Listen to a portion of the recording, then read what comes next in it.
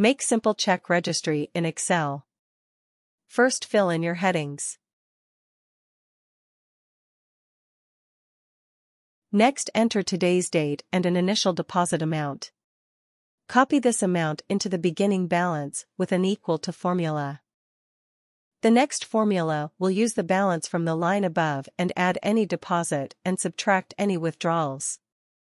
You can drag this formula down and see the balance amount cascade to each new row. Now we can hide the balance amount on unused rows by modifying the formula. The balance will only show once something is put into the date field. We can add more transactions such as deposits, withdrawals, checks, etc.